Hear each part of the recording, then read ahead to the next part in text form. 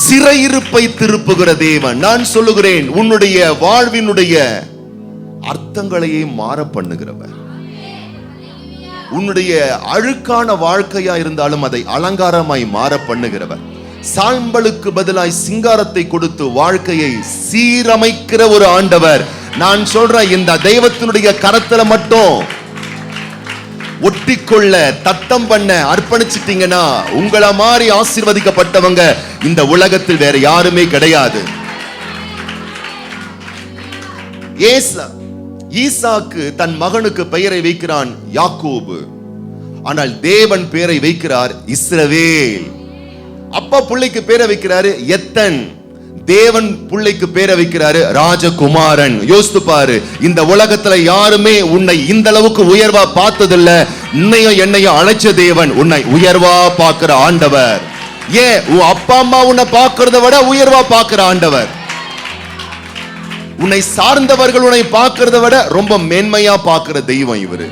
எத்தனை பேர் நம்ம ஆமென் சொல்றோம்? அப்ப அவர் தான் என்ன பண்றாருன்னா, நம்முடைய மட்டமான, மதிப்பிழந்த, பாதகமான ஸ்டோரிய பரிபூர்ணமான ஸ்டோரியை மாற பண்ணுகிறவர். பக்கத்துல பார்த்து சொல்லுங்க, இன்னைக்கு நீங்க சூப்பர் தான், யார் இல்லைன்னு சொன்னா. ஒரு காலத்துல நம்ம கதைகள்லாம் என்னவா இருந்திருக்கும். கர்த்தர் பாருங்க எவ்வளவு அழகா நம்முடைய மோசமான கதைகள் எல்லாம், நாசமான கதைகள்லாம் அழிச்சு போட்டு, கிழிச்சு போட்டு, கிழக்குக்கும் மேற்குக்கும் எவ்வளவு தூரமோ அவ்வளவு தூரமாய் அகற்றி போட்டு சுத்திகரித்து, தகப்பன் தன் பிள்ளைக்கு இறங்குவதை பார்க்கிலும் மேலாய் நமக்கு இறங்கி தயை காட்டி மீண்டும் நம்ம லைஃபை ரெஸ்டோரேஷன் பண்ணி மறுபடியும் சீரமைச்சு கொடுத்திருக்கார். இல்லை என்று சொன்னால் வந்த விபத்தில் அட்ரஸ் இல்லாம போயிருப்போம், வந்த வியாதியில் தொலைந்து போயிருப்போம். என் தாயார் என்னை சொல்வார்கள், 5 வயது வரைக்கும் எனக்கு டிபி இருந்திருக்கு.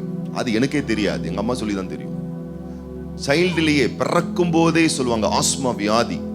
சொல்லுவாங்க மூச்சு விடும் பொழுது இந்த செஸ்ட்ல இருக்கக்கூடிய இந்த எலும்புகள் வந்து அப்படி தூக்கி போடுமா. அப்படி பிரைமரி காம்ப்ளெக்ஸ் அப்படின்னு ஒரு சில பிரச்சனைகள் சொல்லுவாங்க. அந்த குழந்தைகளுக்கு இருக்கக்கூடிய ஒரு பிரச்சனை.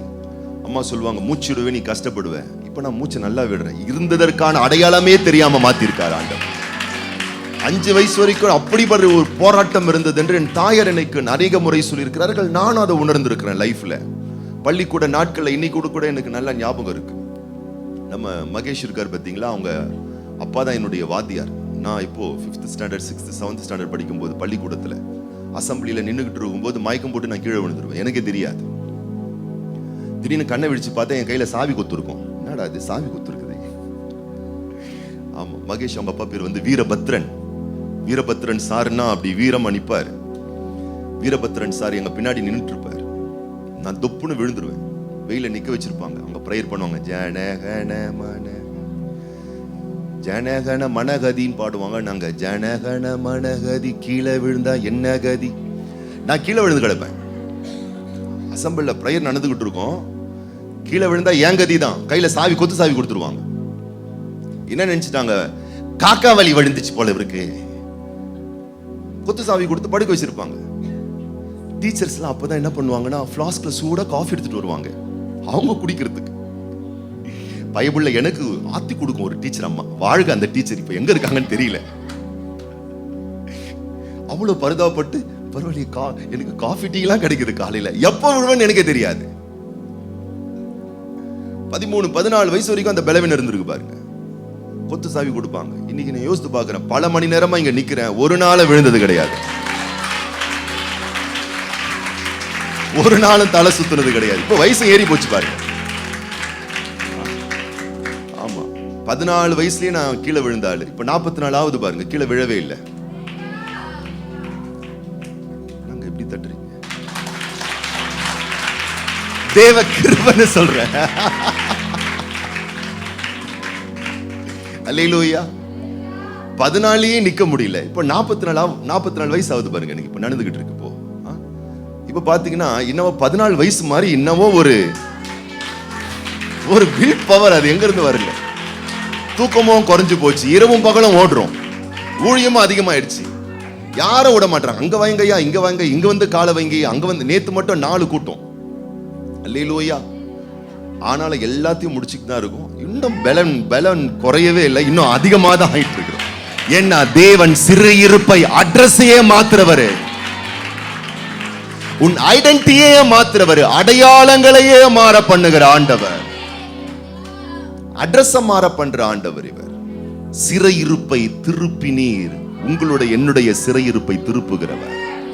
2ஆம் வசனம், உமது ஜனத்தின் அக்கிரமத்தை மன்னித்து அவர்கள் பாவத்தை எல்லாம் மூடினீர். அல்லேலூயா. யாரும் மூட மாட்டான், கட்டின புருஷன் கூட மூட மாட்டான். நேரம் வரும்போது வெச்சி செய்வான். நீ இந்நாள் தெரியண்டி எனக்கு. கல்யாணம் ஆச்சு பாருங்க, கல்யாணமான புதுசுல மனைவிக்கு புருஷன் மேல ரொம்ப அன்பு வந்து நம்பிக்கை வந்து, பொண்ணு கல்யாணமான புதுசுல அன்பு வந்து நம்பிக்கை வந்து புருஷன் ஒரு நாள் கேட்டிருக்கான். கல்யாணமாயி 1 வாரம் கூட இருக்காது. கல்யாணத்துக்கு முன்னாடி யாராச்சும் நீ லவ் பண்ணிருக்கியா? உனக்கு எக்ஸ் பாய் ஃப்ரெண்ட்ஸ் எல்லாம் இருக்காங்களா? அது அப்படியே வெள்ளந்தி புள்ள அப்படியே மனசுல இருந்து குட்டி, ஒருத்தரா 2 பேரா, ஒரு எக்ஸா 2 எக்ஸா விட்டுது பாருங்க. எக்ஸ் எக்ஸா அன்னைக்கு பிரிஞ்சவங்க ஆச்சு 7 வருஷம். அல்லேலூயா. சவுண்ட் எல்லாம் பலமா வருது. கல்யாணமாயி 7ஆவது நாள்ல பிரிஞ்ச ஆளு 7 வருஷம் ஆச்சு, சேர முடியல. மனிதன் கணவனே ஆனாலும் மனைவியே ஆனாலும் பெற்ற தாய் தகப்பனை ஆனாலும் கண்டுக்காம இருக்கலாம். காலம் வரும்பொழுது சொல்லி காட்டுவார்கள், சமயம் வரும்பொழுது எடுத்து விடுவாக. நான் சொல்றேன், கிழக்குக்கும் மேற்குக்கும் எவ்வளவு தூரமோ அவ்வளவு தூரமாய் உன் அக்கிரமங்களையும் பாவங்களையும் அகற்றியவர், மூடினவர். கிழக்கையும் மேற்கையும் இணைக்க முடியாதென்றால் உன் அக்கிரமத்தையும் பாவத்தையும் ஆண்டவர் மன்னித்த குற்றங்களையும் இனி உன்னோட அவர் ஆட் பண்ண முடியாது. மூடிட்டாராம். 3ஆம் வசனம், உமது உக்கிரத்தை எல்லாம் அடக்கி கொண்டு உமது கோபத்தின் எரிச்சலை விட்டு திருப்பினீர். ஆண்டவருக்கு நம்ம பண்ண அக்கிரமத்துக்கும் அமக்களத்துக்கும் அட்டகாசத்துக்கும் எவ்வளவு கோபம் வந்து நம்மளை போட்டு தள்ளி இருக்கணும் தெரியுமா? போட்டு தள்ளல. பையன் என்ன பண்ணானா, அவங்க அப்பா காரை வாஷ் பண்ணிட்டு இருந்தாராம். காரை அன்னைக்கு ஹாலிடே, இது இன்னைக்கு கவர்மெண்ட் ஹாலிடே இல்ல, அது மாதிரி ஒரு ஹாலிடே டைம்ல 4 வீலர் வாஷ் பண்ணிட்டு இருந்தாராம். கார் எல்லாம் தொடச்சி கிளீன் பண்ணிட்டு இருக்காரு. கிறுக்கு கிறுக்கு கிறுக்கு கிறுக்குன்னு சவுண்ட் வருது. என்னடா அது கிறுக்கு கிறுக்குன்னு சவுண்ட் வருது? காரை சுத்தி சுத்தி பார்த்தா குட்டி பையன், அவருடைய பையன் கல்ல வச்சு என்ன பண்ணியிருக்கான், கார்ல ஏதோ ஒண்ணு எழுதிருக்கான். கிறுக்கு கிறுக்கு பார்த்தா கார் கிராச்சஸ் விழுந்திருக்கு. கீரல் கிறுக்கள் வந்துச்சாம் பாருங்க. கோவம் அப்பாவுக்கு. கையில ஸ்பேனர் வச்சிருந்தாராம், எடுத்து பட்டுன்னு கையில போட்டாராம் பாருங்க. அன்னைக்கு போச்சு பையன் கை. குட்டி சின்ன பிஞ்சு பாப்பா, சின்ன பையன் விளையாட்டுத்தனமா அதை எடுத்து கல் எடுத்து கிறுக்கிருக்கு. காரு தொடச்சி கிடச்சி ஏதோ சர்வீஸ் பண்றதுக்கு ஸ்பேனர் இதெல்லாம் வச்சிருந்தாராம் பாருங்க. ஸ்பேனரை தூக்கி அடிச்சிருக்காரு பையன் கையிலேயே. ஆத்திரத்துல யோசித்து பாருங்க. இன்னைக்கு நீங்களும் நாளும் நல்லா இருக்கும்னா ஒண்ணு புரிஞ்சுக்கோங்க, நம்ம அப்பாவுக்கும் நம்ம அம்மாவுக்கும் இருங்க நம்ம அப்பாவுக்கும் அம்மாவுக்கும் நம்ம மேல ஒரு இரக்கம் வரும்படி கர்த்தர் செஞ்சிருக்கிறார். இல்லைன்னா நம்ம பண்ண அமக்களத்துக்கு அவங்களே ரசத்துல விஷம் வச்சிட்டு இருப்பாங்க. அம்மாவும் அப்பாவும் சேர்ந்து நம்ம அவங்களுக்கு கொடுத்த டார்ச்சர் இருக்குல்ல, நம்ம பண்ண அமக்களம் அக்கிரமம் இருக்கு பாத்தீங்களா, அதுக்கு அவங்களே என்ன பண்ணிருப்பாங்க, இந்த பிள்ளை எதுக்கு பெத்தோன்னு ரசத்துல என்ன சைலண்டா ரசத்துல விஷத்தை வச்சுட்டா ஒண்ணுமே தெரிஞ்சிருக்காது. பக்கத்துல பார்த்து சொல்லு, அப்பா அம்மா கண்ணிலேயே நம்ம நல்லா இருக்கிறதுக்கு அவங்க கண்ணில் நமக்கு இரக்கம் கிடைக்கக்கூடிய அளவுக்கு தேவன் தயவை பாராட்டி இருக்காருன்னா, நான் சொல்றேன் உன் மேல அவர் பாராட்டிய தயவு மகா பெரியது. அவங்க கூட சில நேரத்துல எரிச்சல் வந்தா போட்டு தாக்கிடுறாங்க பாருங்க. ஆனா தேவாதி தேவன் சொல்லுகிறாரு, உமது உக்கிரத்தை எல்லாம் அடக்கி கொண்டு உமது கோபத்தின் எரிச்சலை விட்டு திரும்பினேன். அவருடைய காருண்யங்களை பத்தி நிறைய சொல்லிக்கிட்டே வராரு. இந்த சங்கீதத்தினுடைய பின்னணி என்னன்னா, இவங்க ஜெபம். இது இஸ்ரவேல் மக்களுடைய ஜெபம், சங்கீதம், பாட்டு. அவங்க என்ன அந்த சாங்கை வந்து சப்மிட் பண்றாங்கன்னா, இதனுடைய பின்னணி என்னன்னா, எங்களை நீங்க நல்லா வச்சிருந்தீங்க, சிறப்பா வச்சிருந்தீங்க, மேன்மையா வச்சிருந்தீங்க, எங்க அக்கிரமத்தை மூடினீங்க, பாவத்தை மன்னிச்சீங்க, எல்லாம் பண்ணீங்க. ஆனா நாங்க மறுபடியும் உமக்கு துரோகம் பண்ணி உம்மை விட்டு தூரமா போயிட்டு சிற்றின்பங்களுக்குள் சிக்கப்பட்டோம் ஆண்டவரே. அதனால மக்கள் என்ன சொல்றாங்களாம், 6ஆம் வசனத்துல சேர்ந்து வாசிப்போம். உமது ஜனங்கள் உம்மில் மகிழ்ந்திருக்கும்படி நீர் எங்களை திரும்ப உயிர்ப்பிக்க மாட்டீரோ. மறுபடியும் எங்களை ஆசீர்வதிங்கப்பா, மறுபடியும் எங்களை சீர்படுத்துங்கப்பா. ஆண்டவர் மன்னித்து, மறந்து, சுத்திகரித்து, ஆசீர்வதித்து, பலப்படுத்தி, போஷித்து, பாதுகாத்து, உடுத்திவித்து நல்லா சூப்பரா வச்சிருக்கிறாரு. ஒரு வெள்ளக்கார துரை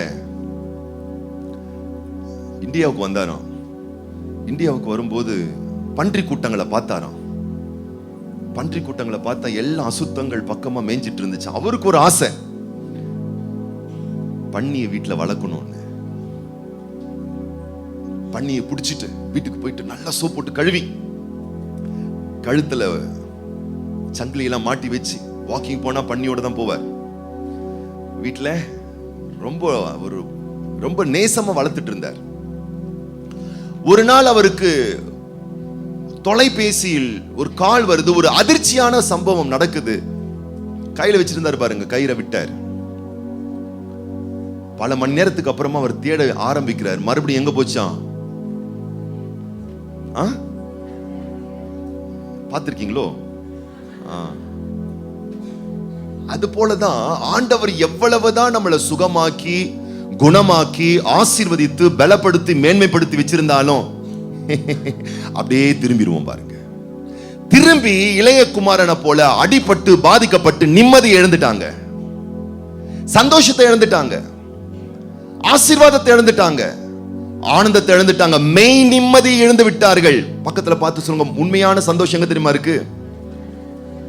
சத்தியமா சொல்றேன், நீங்க நினைச்சுக்கிட்டு இருக்கீங்க பாத்தீங்களா, அதுல கிடையவே கிடையாது. நீங்க நினைச்சிட்டு இருப்பீங்க ஒரு நல்ல வேலை, நல்ல வேலை, நல்ல வேலை, நல்ல வேலை அமையட்டுமே, அப்ப சந்தோஷமா இருக்கும். அப்புறம் எவன்டா இந்த வேலையை கண்டுபிடிச்சான்ற மாதிரி இருக்கும். நல்ல புருஷன், நல்ல புருஷன், நல்ல மனைவி, நல்ல பிள்ளை, இதெல்லாம் எதிர்பார்ப்போம் பாருங்க. பிள்ளை இல்ல, பிள்ளை இல்ல, பிள்ளை இல்ல, பிள்ளை பிறந்தோம் சந்தோஷம், சந்தோஷம், சந்தோஷம். கொஞ்ச நாள் ஆனதுக்கு அப்புறம் தென்னையை வச்சா இளநீர், பிள்ளைய பெத்தா கண்ணீர், எல்லாமே சலிச்சுக்குது பாருங்க. மெய் சந்தோஷமற்ற ஒரு நிலை வருகிறது பாருங்க. அப்ப யாராலதான் இந்த தெய்வீக சந்தோஷத்தை நிறைவை கொடுக்க முடியும்னா படைத்த தெய்வத்தால் மாத்திரமே. சொல்லுகிறார்கள், ஆண்டவரே நீங்க எல்லாம் கொடுத்தீங்க, ஆனா நாங்க உங்களை விட்டுட்டு தூரமா போயிட்டோம். சந்தோஷம் போயிருச்சு, நிம்மதி போயிருச்சு, பலன் போயிருச்சு, ஆற்றல் போயிருச்சு. நீங்க என்ன பண்ணுங்க, உமது ஜனங்களாகிய நாங்கள் மறுபடியும் நாங்க மகிழ்ந்திருக்கும்படி நீர் எங்களை மறுபடியும் ஆண்டவரே எங்க சிறையிருப்ப திருப்புங்கப்பா, மறுபடியும் எங்களை உயிர்ப்பீங்கப்பா, மறுபடியும் எங்கள் வாழ்விலே ஒரு மாற்றத்தை ஏற்படுத்துங்க டாடி, மறுபடியும் எங்க லைஃப்ல ஒரு மறுரூபத்தை ஏற்படுத்துங்க ஆண்டவரேன்னு கேட்கிறாங்களா? இன்னைக்கும் வலது கைகள் ஆண்டவருக்கு நேராக உயர்த்தி எத்தனை பேர் இன்னைக்கு ஆண்டவரை நோக்கி நம்ம ஜெபிக்க போறோம், ஆண்டவரை நோக்கி நம்ம கூப்பிட போறோம், ஆண்டவரை நோக்கி எத்தனை பேர் நம்ம முறையிட போறோம்? ஆண்டவரே மறுபடியும் எங்களை உயிர்ப்பிப்பீராக.